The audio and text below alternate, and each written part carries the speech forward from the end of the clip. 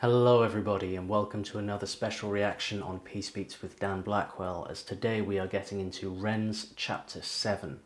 Now the last one left me a little speechless, left me a little lost for words generally, and yeah, it's been a real journey so far going through these chapters, and thanks again everybody for joining me to watch them with me. You know, even though I'm sort of recording this and it'll premiere later, even when I'm recording this right now, I can feel you all in the chat. I can feel you all here, and honestly, it gives really kind of great support, because they're quite rough, these chapters, and they bring up a lot of heavy topics. So just a little trigger warning for anybody: if you're feeling sensitive right now or struggling with mental health issues, it might not be the time to get into this right now. Because yeah, there's some really difficult stuff, though I believe from what I've been told that, you know, from this point things are going to kind of brighten a little bit and get better,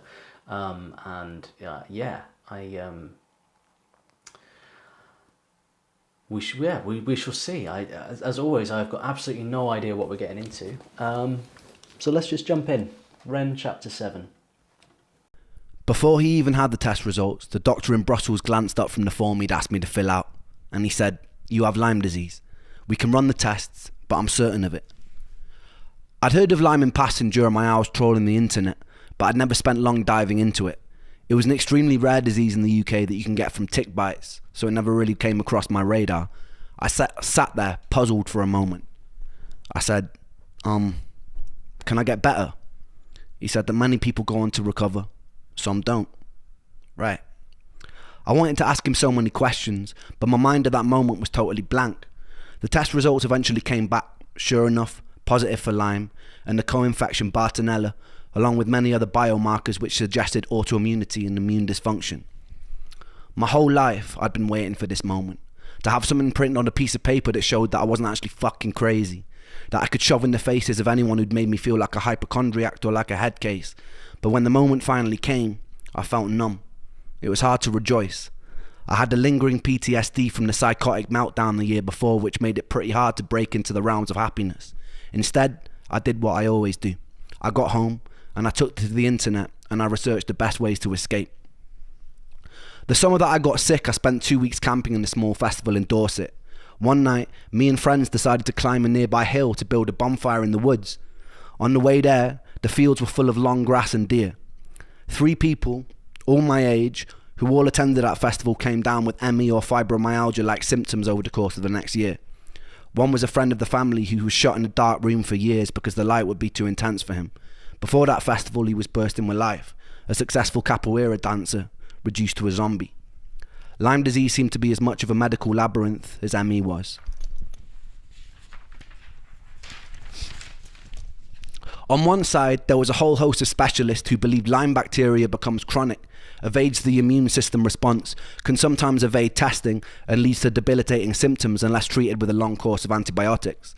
On the other side were doctors who claimed that Lyme can't persist. It's easily treatable with a 2-week course of doxycycline, and further symptoms following that must be due to an autoimmune response triggered by the Lyme, or perhaps an unrelated, undiscovered cause.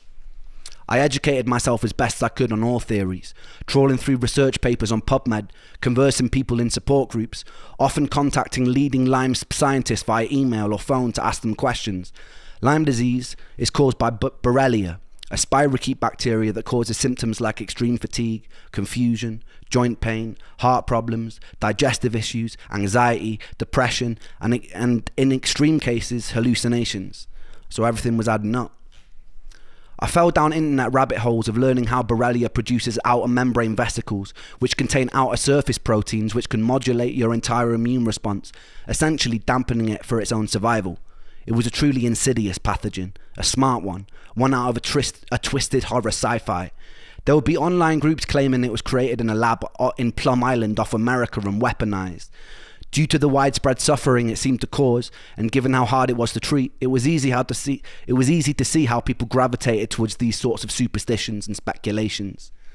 The main thing that made my head swim was the sheer number of treatment options, in part a byproduct of the cognitive dissonance in the medical industry at the time.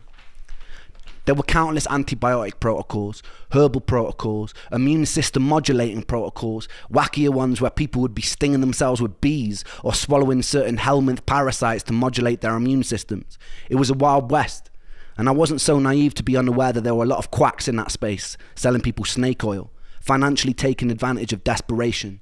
Like a lot of the medical industry, I despise people and companies who see opportunity to profit from other people's misery. If you're watching this video and you're one of those people, I would highly consider switching your role in the world and being on the right side. One common factor a lot of these protocols seem to share was you would certainly get a lot worse before you got any better.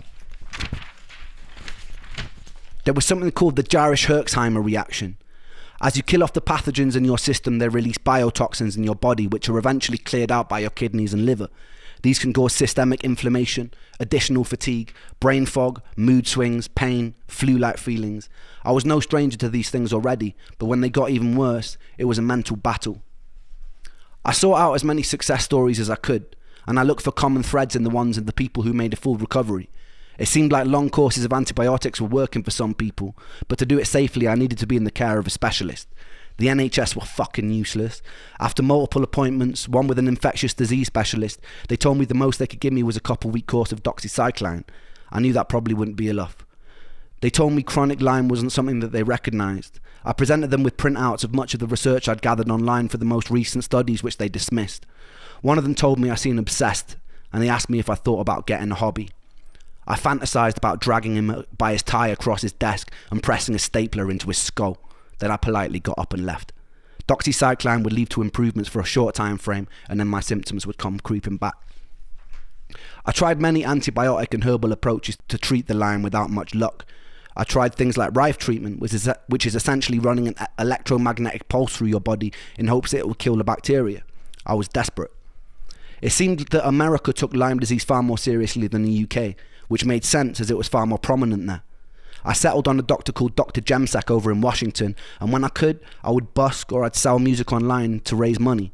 My girlfriend at the time also ran a fundraiser, and my mum said that she'd also help contribute towards flights. It's not easy being sick and broke, but somehow we made it work. A week before I was due to fly out, something happened which changed my whole life. I've always been a believer in the good that you're putting out in the world coming back to you. Luck, therefore, is more of a karmic consequence. When I was making video blogs, I wasn't doing it to build a following or for any sort of social merit or personal gain. I was doing it because I thought I was going to die. I was doing it because I wanted to feel like I'd left some sort of positive mark on the world, like I'd helped. I remember waking up one morning and going through the comment section of the latest video I'd posted, only to find a message from a British doctor who is running a clinic over in Germany in Los Angeles. He is the third and final angel of this story. He was reaching out to offer to help, and he didn't want anything in return. We exchanged messages and ended up jumping on a video call together. The angel explained that he sympathised with my story. His son was a musician, and at his clinic he'd seen firsthand the countless times the destruction that Lyme disease was causing. He explained his clinic was involved in cutting-edge stem cell procedures and seeing promising results for various autoimmune and Lyme patients. The cost of the procedure was upwards of $25,000, something that I could never afford.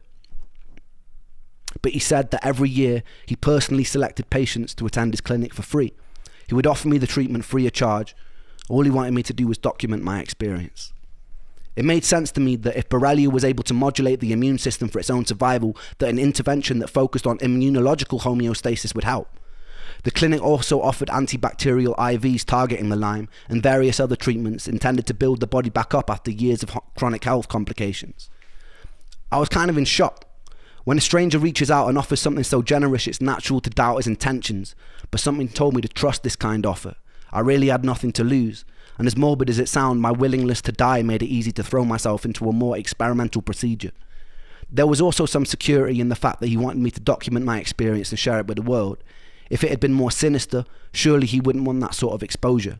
I decided I'd still go to the initial consultation with Dr. Jemsek as I'd raised the money, but I would catch a flight to LA once it was done. Money was still an issue. The entire treatment length was about 6 weeks, and back then I could have never afforded the accommodation for that long. I decided to hop on Facebook, and I found a Lyme support group based in LA. There, I found people going through the treatment at the clinic who were happy to put me up in their guest rooms. Despite all our faults, Human beings' ability to empathize, lift up strangers, and collectively solve problems purely because it's the right thing to do is such a beautiful characteristic to carry. I sincerely hope that we can find ways to hold on to our own empathy and humanity as we step into the future. I believe these traits will save us as a species. Survival of the fittest is a myth in a society where we have all our basic needs met. It becomes survival of those willing to cooperate. The time came and I flew out to America with Momoko, keeping me company and keeping an eye out in case my health crashed. I went to the initial consultation in Washington, D.C. They recommended that I get on a minimum of a year-long course of various antibiotics and supplements, some to be rotated. I saw this as my fallback plan if the stem cells didn't work. We then headed to LA. It was summertime, so it was boiling.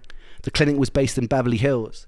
The juxtaposition of spending most of my life in waiting rooms that were falling apart, feeling like a defective product on a conveyor belt that's being rushed along only to be dismissed, to then go into being in what felt like a 5-star health spa where there seemed to be a genuine care and interest for my well-being was quite odd. I was greeted enthusiastically by the doctor. He seemed a lot younger than his age. When I mentioned this, he laughed and he said it was the stem cells. As we spoke, I could see his childlike enthusiasm for what they were doing at the clinic. Stem cells were very in vogue at the time. There was also much territory to explore, and the potential of what they could offer harder to treat diseases was incredibly exciting and promising. It was hard not to feel some of that contagious excitement leaking from the doctor. He explained that because I've been sick and misdiagnosed for so long, it wasn't going to be easy. There was no magic fix. At times I might feel like giving up, but I should trust the process. So I did. When we first arrived, I was staying on the floor of a young couple's apartment. They were just starting treatment at the clinic. Fontaine was a songwriter and he was an actor. One night he asked me if I liked bikes, and then he took me out on the back of his Harley Davidson and drove at high speed through the hills surrounding LA. It was interesting talking to Fontaine about her experience. I'd found people I could relate to online, but very rarely did I meet people in person whose experience had mirrored my own. She'd also been through the ringer of misdiagnoses, medical dismissal, left to suffer, trying desperately to claw back her own life. I started to realise this problem wasn't localised to the UK. It was global. So many people were going missing and screaming into a void.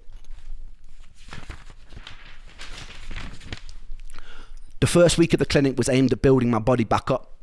I would sit for hours while various vitamins and nutrients were dripped into my body to address any deficiencies that may have occurred from years of being sick. They also offered talk therapy, lymphatic drainage massage, ways to calm your nervous system that would aid healing. I was still having to pinch myself that this was all free. I felt guilty for the people who had to pay. It wasn't easy. Occasionally I'd have an immune reaction to one of the IV drips. I didn't know at the time, but I had mast cell activation syndrome, which meant my body would become highly inflamed in response to many food, vitamins, even things like perfumes or scents from everyday cleaning products could set it off. A year later, while in the German clinic, I would be minutes away from nearly dying after going into anaphylactic shock during an IV drip. A nurse luckily caught me in the nick of time and injected me with an EpiPen. I spent a night in the emergency ward with Germans who couldn't speak a word of English, who put me on an electrolyte drip that made me feel even worse. During the second week in LA, I moved places to stay with another couple. The husband had been a prop and set designer for the Fresh Prince of Bel-Air. They were extremely generous with their time and space and became almost surrogate parents to me and Momoko. There is an unusual companionship you feel with someone who has faced similar levels of suffering as yourself, like an unspoken bridge of understanding. At the time, I was having difficulties with my girlfriend. I wanted her to come with me to LA, as this felt like a pretty pivotal moment in my life. It was a time where I really just wanted to feel safe, but she couldn't take the time off work. I think I felt a little bit funny about the fact Momoko had made the time and sacrificed her own work and she hadn't. She was being distant with me whenever we spoke on the phone, which frustrated me more and more. We ended up arguing a fair bit. I think this is the beginning of seeds that would soon grow into finding it extremely difficult to be in relationships in general. I usually feel pretty unlovable, extremely isolated, very antisocial. I felt alienated, often bitter that most people go through their lives not knowing what it's like to hurt every day, that they didn't appreciate the freedom their bodies allowed them as they should. To be alive and to not hurt is a blessing. To be alive and not hurt is all I want. The day of the stem cell transplant finally arrived, and I was nervous, as you would be getting a giant fucking metal rod shoved into your skin. The doctors offered me an anti-anxiety med, and I was never one to turn down free drugs. With autologous stem cell transplant, they take cells from your own fat, centrifuge them, and then do some magic science shit and then feed them back to you in an IV. To acquire these cells, they have to do liposuction. The issue was I was already skinnier than a shadow on a cloudy day. They would usually take the fat from the stomach, but as I had virtually no body fat, they had to go in through the back near my coccyx. They spent about 20 minutes sawing away at your insides and separating your muscle from fat. Then they inject you with a liquid that breaks it down and they suck it back out, fresh for the stem cell harvest. There's a video of me drugged up and laughing as a needle as big as my forearm gets rammed into my back.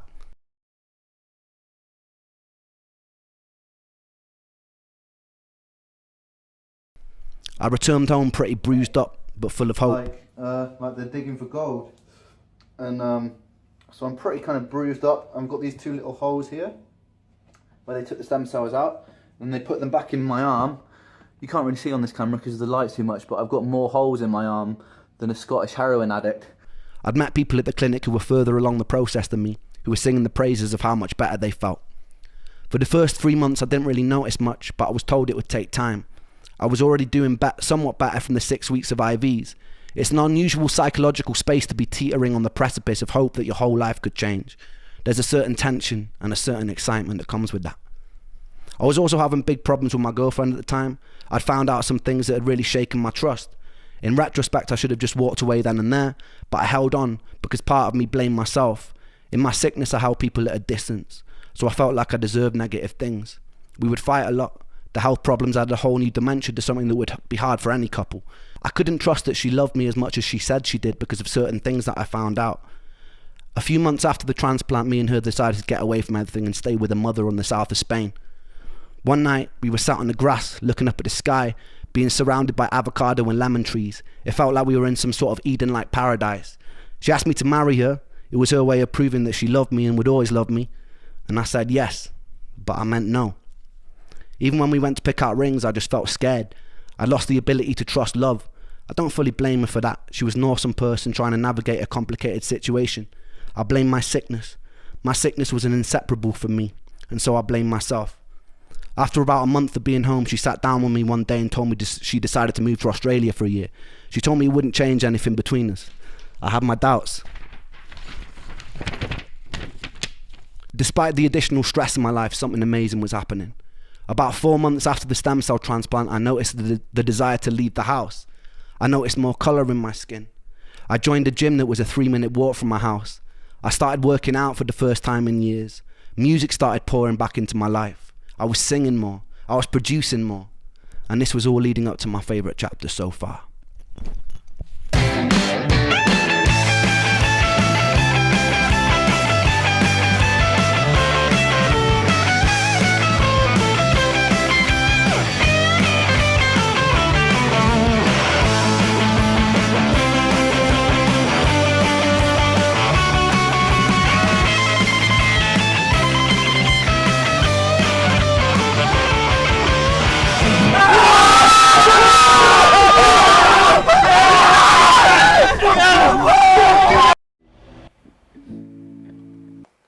What an amazing story. That's incredible. Oh man.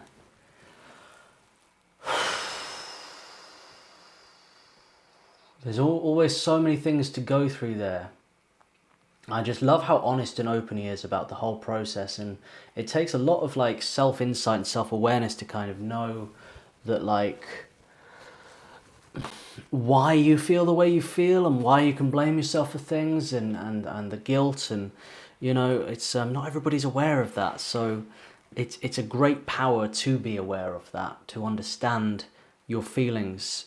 And in retrospect, sometimes you look back at things you did and go, well, that had just happened and that had just happened and my trust had been broken by this, so that's why I behaved like this. You know, it's very important to be able to kind of look back on things like that and kind of look through it. To navigate a relationship going through all that, it's very rarely going to work out, is it? Because I think with certain things you need to work on yourself, don't you, and get yourself to a point. You need to be able to love yourself completely before you can ever fall in love with somebody else. And if you try and kind of find love before that, there's going to be problems, because love, like it needs to kind of circulate, it needs to move around. And you know, if you both of you need to love yourselves and love each other, else there's a hole, there's a break in the loop somewhere, and at some point the love isn't going to go round. There's going to be a hole, and the love's just going to go into a void. And if when there's a void with love, this I'm just speaking through my experience. I'm not an expert on this, but if there's a void with love, if you keep pouring love into a void, if you keep pouring love into something and not getting it back, then you run out of love, you know, and you need to replenish it. You know, it needs to be reciprocated, and you need to have it for yourself, because if you're not loving yourself, then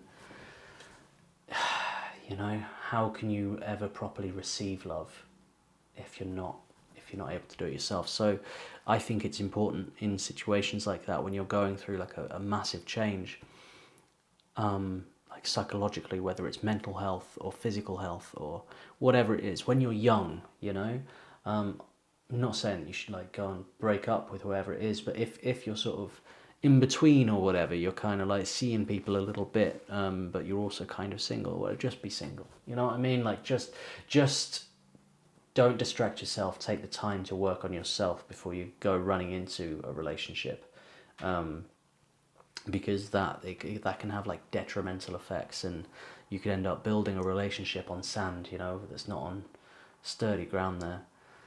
Absolutely amazing about the free treatment.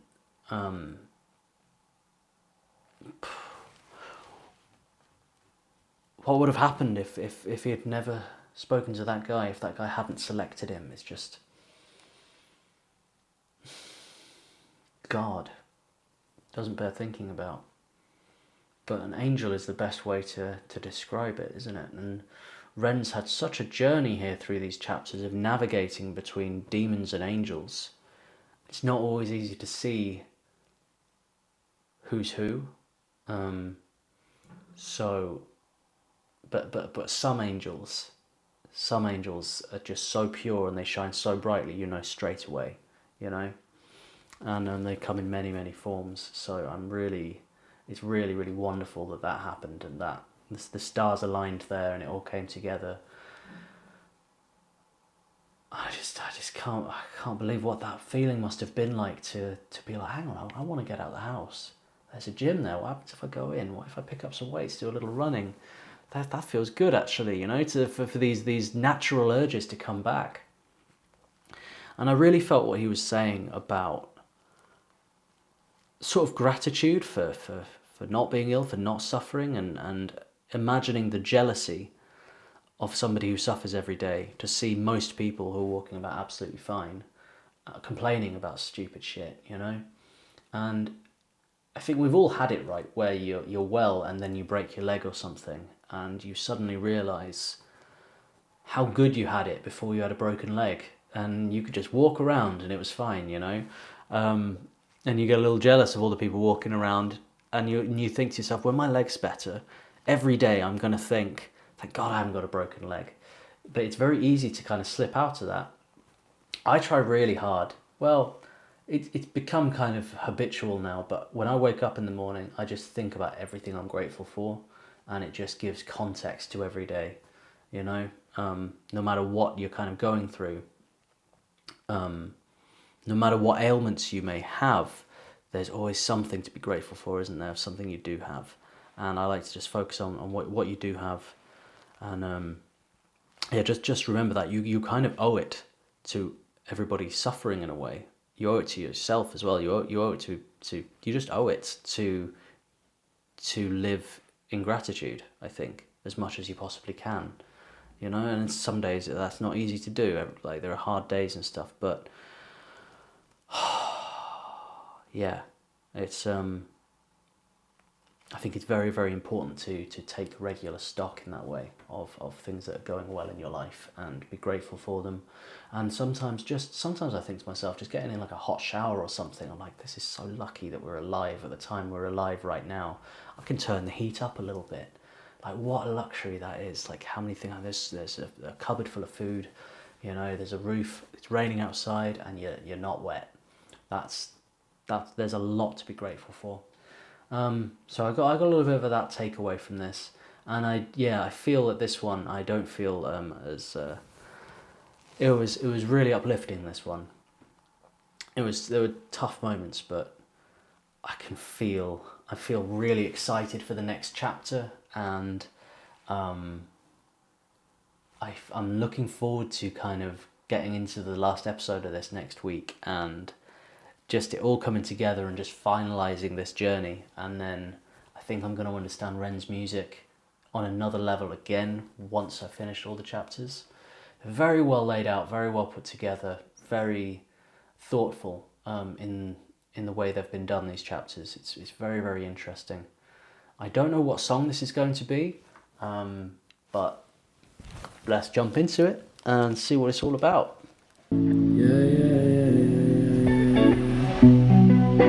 Oh, that sounds wavy. Oh, shit. It's like I don't work. No. No flame to spark my gun. My Nike's laced in dirt. Shit. I feel like I'm treading on my own soul. My headphones only working on the left side, but I try to live the right life. My eyes wide and I strive to stop my demons ripping from the inside. This road is dark and I can't find the batteries for my flashlight. I'm blind-eyed and I'm tired.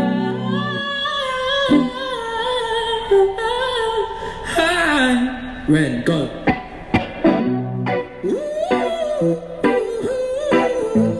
Hell yeah. These two are amazing together. And I love the fact that there aren't that many people about, in a way. It makes it that what a privilege for those people. They're just witnessing a bit of magic there. Those lyrics are incredible and his voice is killer, and Ren is really channeling Hendrix with his guitar playing here. Not necessarily in style, but it's like how he's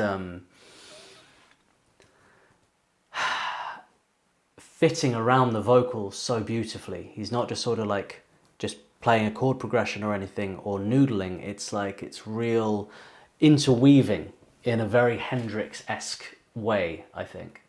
So let's see how he jumps in with the vocals, and let's see how this song develops, because a hell of an opening there.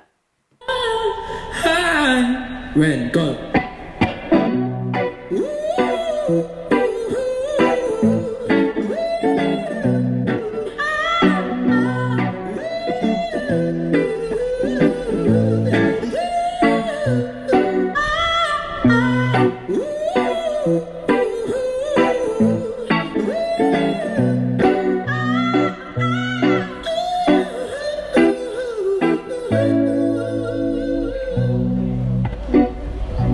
These drugs don't work.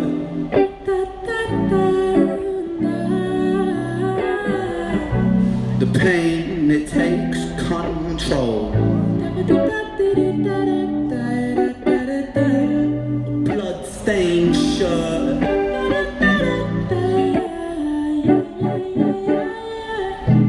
I feel like I'm always being chased by the devil. I try to talk, but I can't seem to get my spoken words right. And I try to keep my stutter alive. And this life, it can be ish, right? Cut you like a flip knife, twist and make you sick, right? And I think maybe I'll be better off alone. And so I redirect the calls from my phone. I learned so many lessons from depression, but in essence, I'm just wishing that these bad thoughts were gone.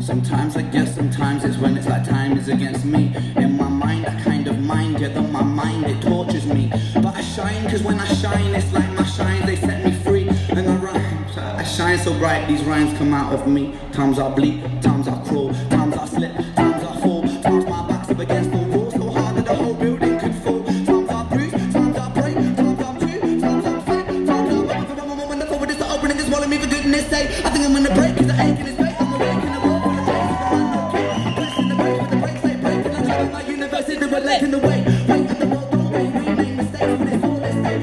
Hot cake, we eat top cake, sometimes no time for double taste, but that's just the way life goes sometimes. But I don't wanna end up in the gutter being bad, with my trouble face down in the puddle where the sun don't shine. I'm coming on the back, on the track, and the top, and there's nothing no peace, like I never listen, I'm packing and I'm praying.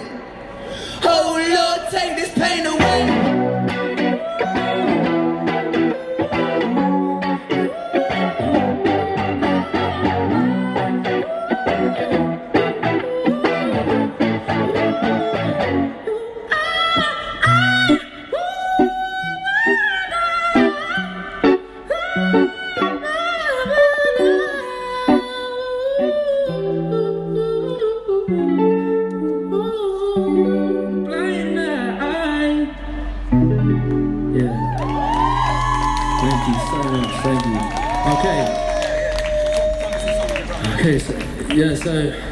So that was a song that me and Ren wrote. If you want to follow us on Instagram, it's Ren Makes Music, that's REN Makes Music. I am Sam Tompkins UK, that's Sam TOMPKINS UK. This next song is called Same Old Situation. We wrote this not so long ago. Ren Makes Music, that's it. I love it. That's awesome. I need to check out Sam Tompkins for a start. But that song, like, there's, as in classic Ren style, there were so many genres going on. There was jazz, there was ska, there was rap. Like, as I say, kind of a bit of a Hendrix kind of style. And he loves to end on a mystery chord, does Ren, doesn't he? He loves it, and why the hell not? The two of them together is fantastic, and that performance was flawless.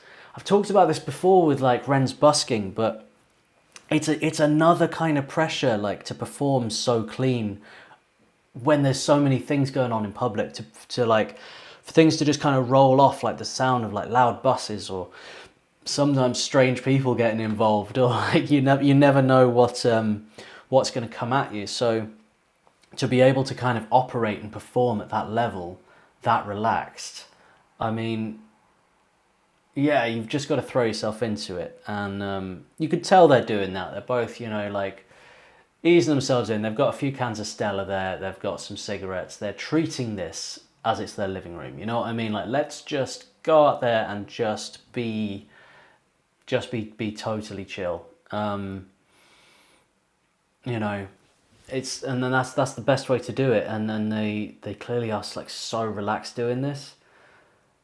Because those notes were just perfect. Like, the vocals were so smooth. The guitar playing was, yeah, exquisite. Really, really cool. Definitely need to check out more Sam Tompkins. And yeah, it feels really good that the chapters and everything is just, it's after this dark tunnel we've been going through, starting to see the light now, and the light's getting really, really, really bright. So I'm really, really excited to get into the next one. And yeah, thank you so much for joining me, guys. Future sort of Ren releases that aren't songs are going to be on my sister channel, Peace Beats Films. So I'll put a link now in the premiere and in the comments and stuff. So head over there and subscribe. I've done one Ren video on there so far about the whole Ren versus Cujo situation. It's quite long though. It's about like 2 hours or so. So if you're like getting into something, you want something on in the background, hit that up and let me know if you enjoy it.